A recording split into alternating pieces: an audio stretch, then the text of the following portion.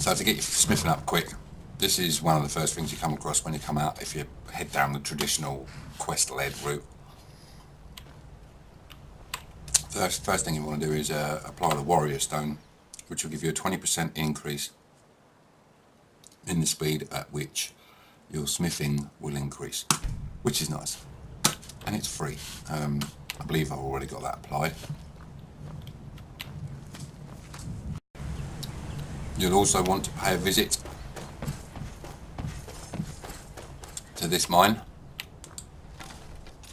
Don't worry about the gangster, we'll soon kill him. Now end this price. And clear that mine out. Obviously as an early character you're not going to kill him that easily, but there's quite a bit of iron in there to be had. There's also quite a few veins around. There's some around here, up on this hill of Corundum here. I believe there's Corundum over here as well, and here and here. There's iron here, and just up by Anissa's cabin. There's quite a few places you can go just on your way out. Well, on your way to Riverwood, right at the start of the game. You can't, obviously because you've only got ore, they're no use to you until you actually get to White One. What you need to do early in the game is plenty of that. Catch and kill as many skinnable animals as you can. I mean, these guys up here, they're worth a piece of leather each, so they're also not very nice to you. They give you diseases and they try and eat you every time you see them. So put them out of their misery, if in fact they are miserable. Get your skins from your animals. Now these you can make in just about any blacksmith. Where's my deer gone? Oh, it's floating away in the river.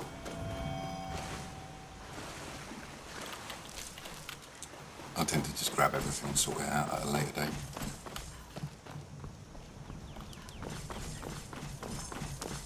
Well, if you're coming into Riverwood right at the start of the game, you're going to have to go and have a chat with Alva anyway. Ask him if you can take some gear off him, and that gives you permission to take these, which are used for, and at the time I always grab that steel dagger, which is free to take. I don't worry about the rest of the army gear left on the table, because generally I don't like them. It's a nice weapon you've got there, my old fruit.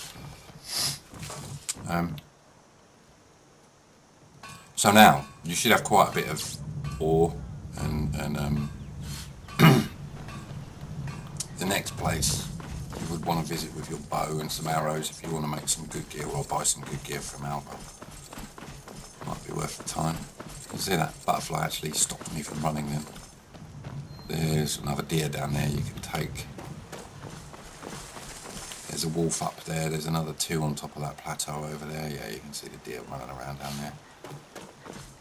The next area you want to visit to collect pelts and skins is obviously the plains outside of White Ones, so you spend your time going around there, collect what you can.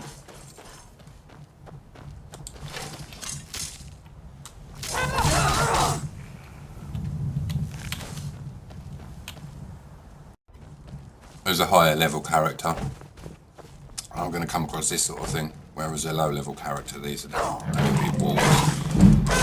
These are really not much to worry about with this character.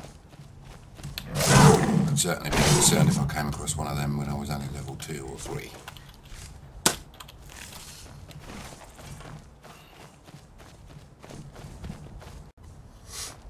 So what we basically do is just hunt as much as we can early in the game. Collect as many pelts as you can. The more pelts you got, the better. These the deer seem to magically respawn almost constantly.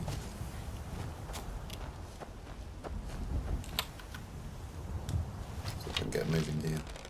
Lead it! Oh. Lead it some more! It's going to miss. Every time it does the kill camera, it misses, except for that time. That's Murphy's Law for you. There's another one over there. See if we can hit that one. I bet we can't. It's so far away. I don't even know whether you guys will be able to see what I'm shooting at.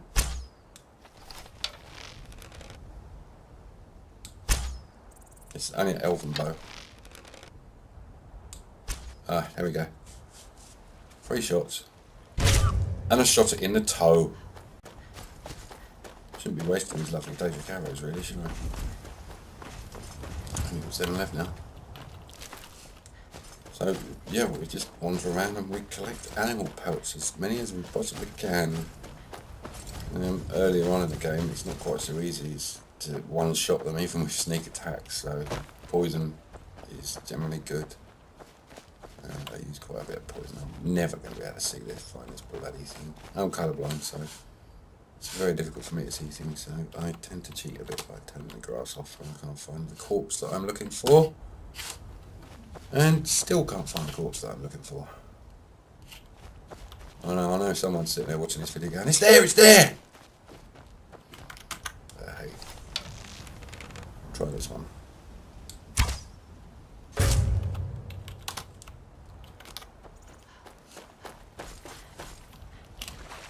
The more pelts you can get, the better. You know, I tend to stick to, if you want to make money, you should probably make leather armour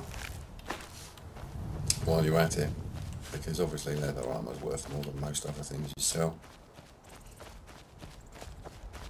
But I'll be honest, if you really want to put smithing up, you need to just make gloves, not gloves, what are they called, braces, and use this whole area, right the way out to here. There's deer everywhere, all the way around here. There's a nice concentration of deer on this slope here. There's more up here as well on this face of this mountain. And you use leather as much as possible to get your smithing to 30, to the point where you can add the dwarven perk. So, Dwarven Ruin, Arkanthams, bloody names they think up for these places. Sort of thing we need to pick up.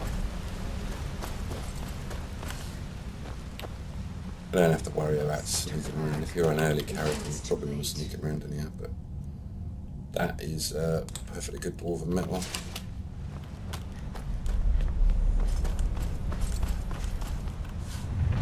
There's plenty of other stuff around in these places. He's not got anything for us.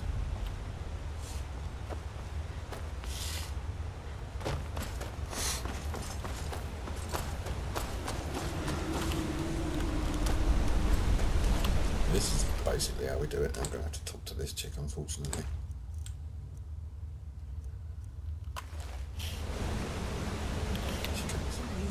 Let me guess. You're here? I was on a trail of something big. Oh, that's how, but it's hopeless. I'm not, well, if you want to read, all right, lead on then. Lead on. Get out of the way then. Get across, come on. Oh, we've got a couple of creatures pop out here somewhere with monster machines.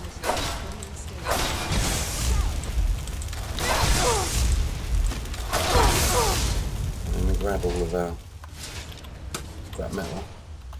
Yeah, it's being really generous, isn't it? That's no good. We grab all of our scrap metal and we return to a smithing station somewhere. With our pieces of dwarven material in hand, smelt them. I don't have any, but what I do have, hopefully, is some dwarven metal ingots in here. So we've got 36 of them. And we've got 75 iron ingots. And we make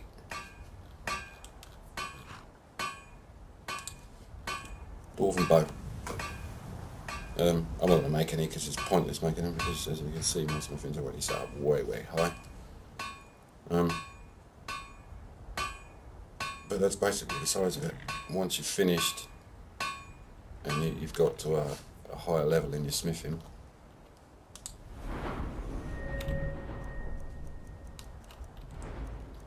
You know, once you get up to Orcish, start using Orcish stuff. Once you get up to Ebony, start using Ebony stuff. Now, Ebony stuff is normally plenty enough to get you up to Daedric and Dragon. And basically, that's how I run smithing. Now, normally I can do it by the time I'm level 15 or 20. I've got a relatively high smithing skill. And when you get to enchanting and such, you can have your smithing skill up even higher.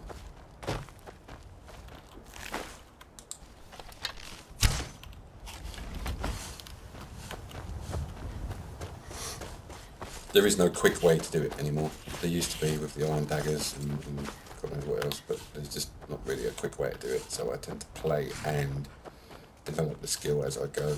Don't over level too much, because you'll find yourself getting in punch ups that you just can't win if you focus on smithing solely right from the start. So you want to try and aim to get your smithing to a decent level by about level 20. There's at least then your combat skills will be on par as well. But thanks for taking the time to watch, guys. And see you again soon. Bye.